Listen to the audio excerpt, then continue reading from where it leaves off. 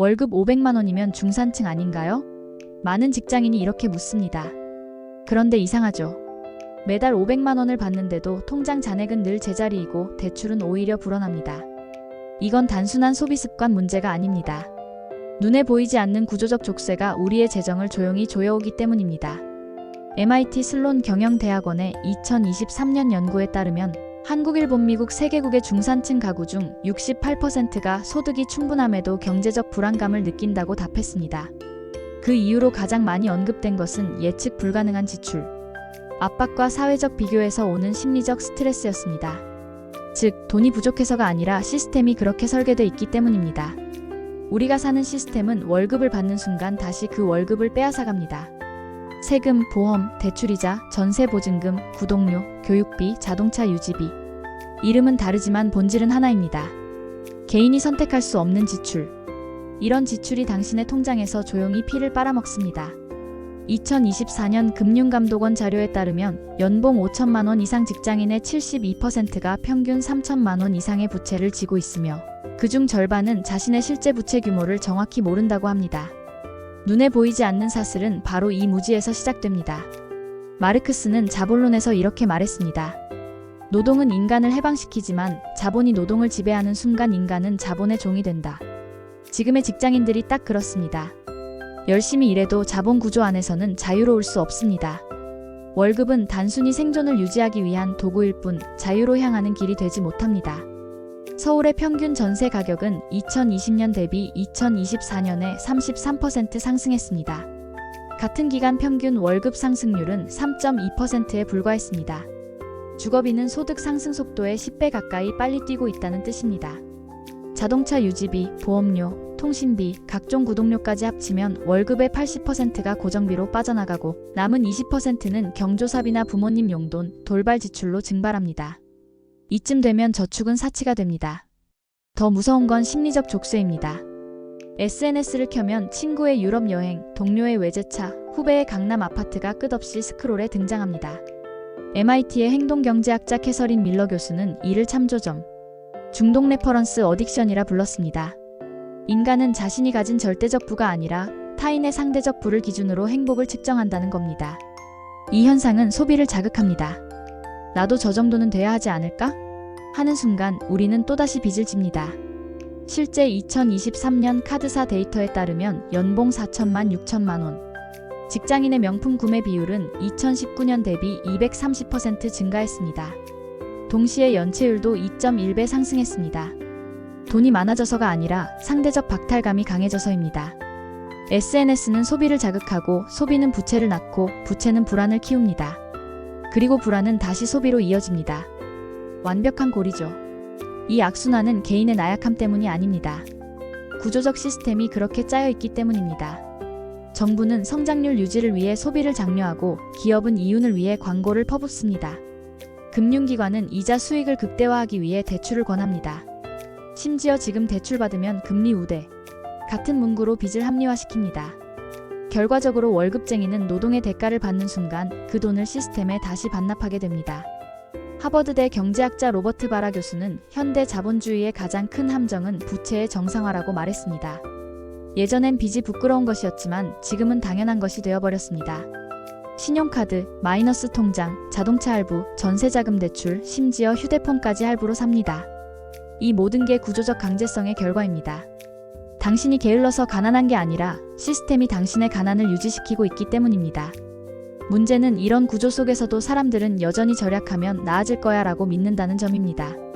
하지만 절약만으로는 결코 사슬을 끊을 수 없습니다. MIT의 연구가 보여준 건 명확합니다. 지출을 줄이는 것보다 구조를 바꾸는 사람이 경제적 자유를 얻는다.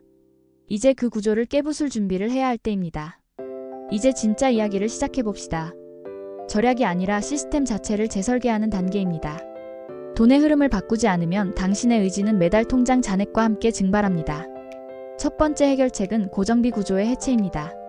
월세, 대출, 자동차, 통신비처럼 안 줄일 수 없는 지출을 줄이는 순간 재정 구조가 바뀝니다.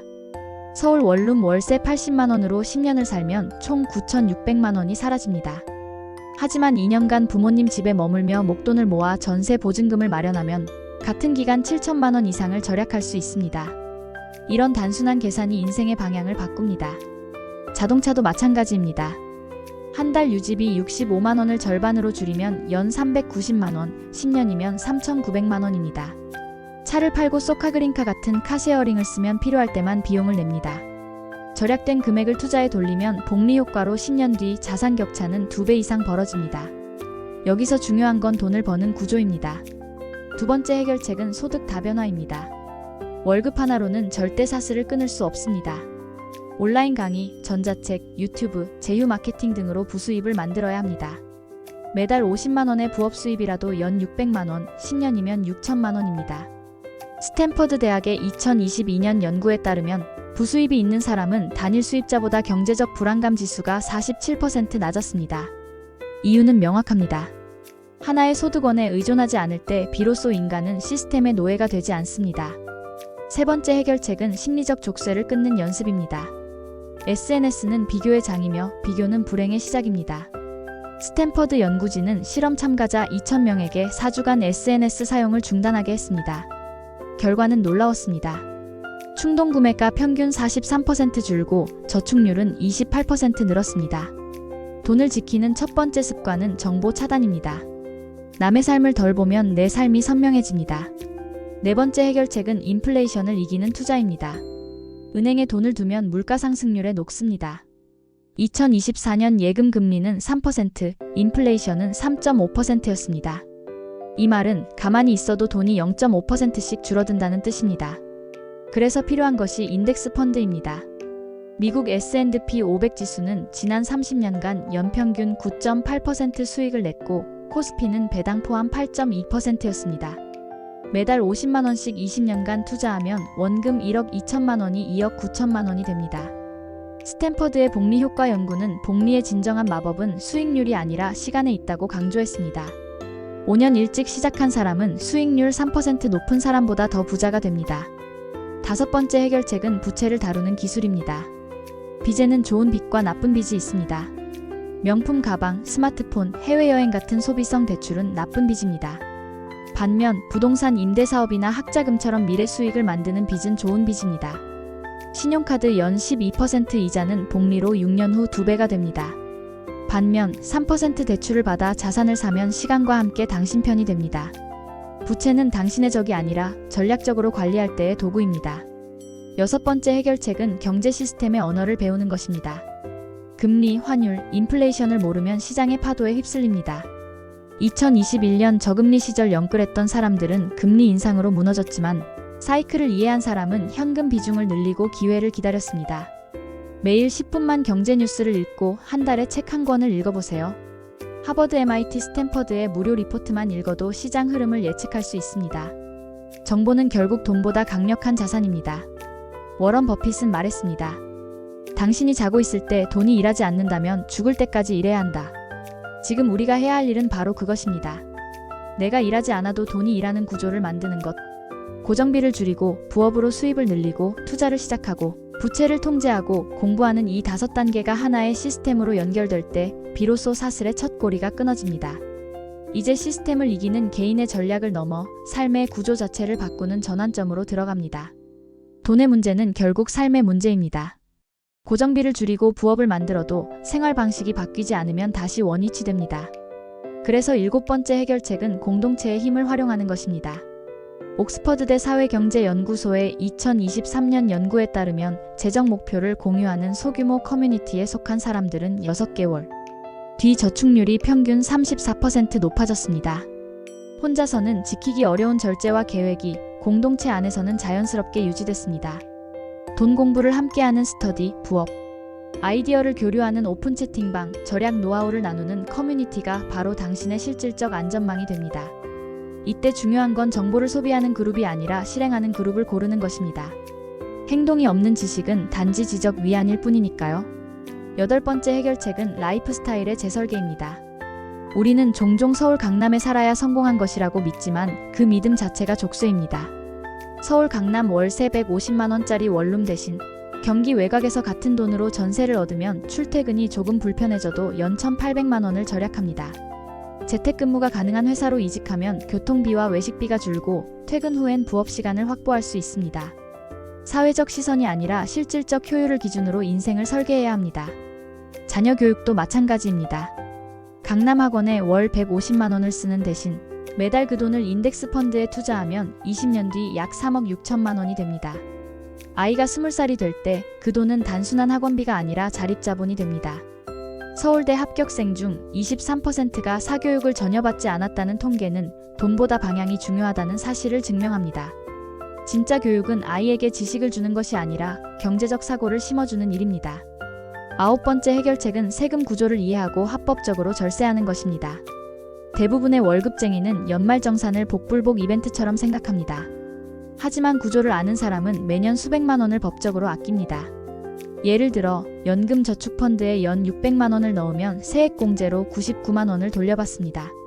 IRP 계좌를 더하면 연 최대 1,500만 원까지 세제 혜택을 받을 수 있습니다. 33% 세율 구간이면 매년 495만 원, 20년이면 9,900만 원을 절약합니다. 의료비, 기부금, 교육비 공제까지 챙기면 절세는 저축보다 확실한 수익이 됩니다. 부자는 돈을 더 버는 사람이라기보다 돈이 새지 않게 막는 사람입니다. 10번째 해결책은 시간 지평을 길게 가져가는 것입니다. 사람들은 당장 부자가 되려는 조급함 때문에 망합니다. 코인 몰빵, 레버리지 투자, 불법 사금융 같은 위험한 선택은 단기 욕망에서 비롯됩니다. 하지만 부는 마라톤이지 단거리 경주가 아닙니다. 옥스퍼드의 행동경제학 연구에 따르면 10년 이상 장기 계획을 가진 사람은 단기 투자자보다 평균 4.7배 높은 순자산을 형성했다고 합니다. 워런 버핏이 말했듯 주식시장은 참을성 없는 사람에게서 참을성 있는 사람에게로 돈을 이동시킨다. 부동산도 마찬가지입니다.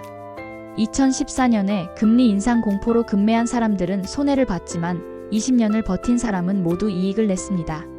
결국 인생의 승패는 누가 더 오래 버티느냐에 달려 있습니다. 급하게 부자가 되려는 마음을 내려놓을 때 비로소 돈이 모입니다. 아리스토텔레스는 말했습니다. 우리는 반복하는 것의 총합이다. 탁월함은 행동이 아니라 습관이다. 매달 투자 자동이체를 걸고 매주 한 권의 경제 리포트를 읽고 매일 1시간 부업에 시간을 쓴다면 그 습관이 당신의 운명을 바꿉니다. 이제 구조는 바뀌었습니다. 돈의 방향이 바뀌고 삶의 방식이 달라졌습니다. 지금까지 우리는 구조를 분석했고 해법의 절반을 실행했습니다. 이제 남은 것은 단 하나, 행동입니다. 아는 것과 하는 것 사이의 간극이 인생의 빈부를 가릅니다. 그래서 11번째 해결책은 실패를 두려워하지 않는 것입니다. 하버드 비즈니스 스쿨의 2022년 연구는 경제적 자기 효능감이 높은 사람일수록 자산 증가율이 2.8배 높다고 밝혔습니다. 여기서 자기 효능감이란 나는 해낼 수 있다는 믿음입니다. 실패를 경험한 사람일수록 이 지수가 빠르게 상승했습니다. 즉, 실패가 곧 성장의 전제입니다. 대부분의 사람은 혹시 잃으면 어쩌지? 라는 두려움 때문에 첫 발을 내딛지 못합니다.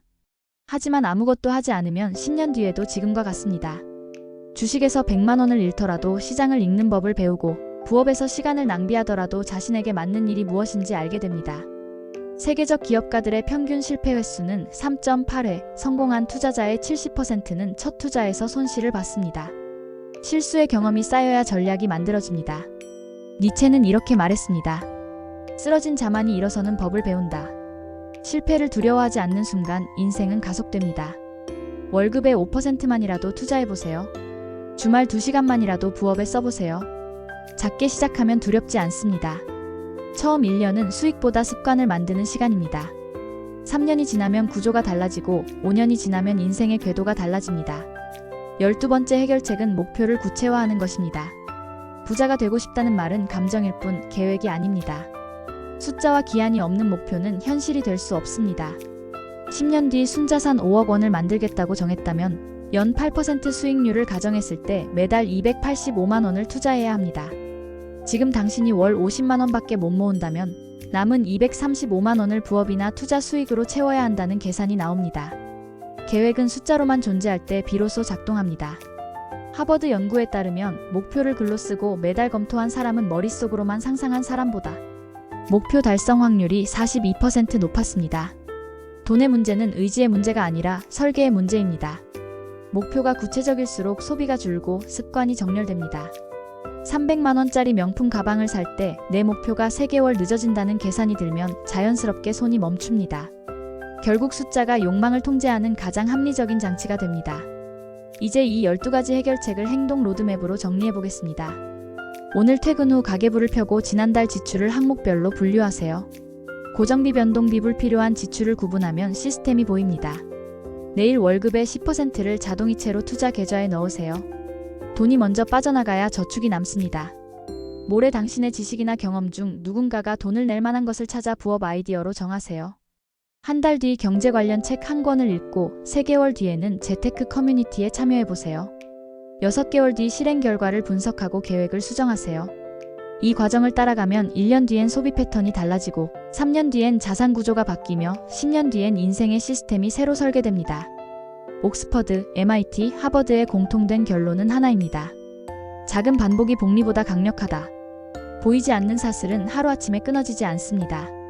하지만 매달, 매년 조금씩 느슨해집니다. 월급 500만 원의 직장인이 가난한 이유는 능력이 부족해서가 아니라 시스템을 몰랐기 때문입니다. 이제 알았으니 바꿀 수 있습니다. 당신의 재정은 의지로가 아니라 설계로 자유로워집니다. 니체는 또 이렇게 남겼습니다. 운명은 주어진 것이 아니라 해석되는 것이다. 이 말은 경제에도 그대로 통합니다. 주어진 구조 안에서도 틈새를 찾고 규칙을 이해하며 자신만의 전략을 세우면 누구든 사슬을 끊을 수 있습니다. 오늘 그 첫 발을 내딛는 순간 당신은 이미 시스템 밖으로 한 걸음 나왔습니다. 이 영상이 당신 인생의 전환점이 되기를 바랍니다. 당신의 변화가 가정의 안정으로, 사회의 건강으로 이어지길 바랍니다. 보이지 않던 사슬이 이제 보이기 시작했습니다. 그리고 그 사슬은 당신이 오늘 결심하는 순간부터 녹기 시작합니다. 구독과 좋아요로 함께 성장합시다. 감사합니다.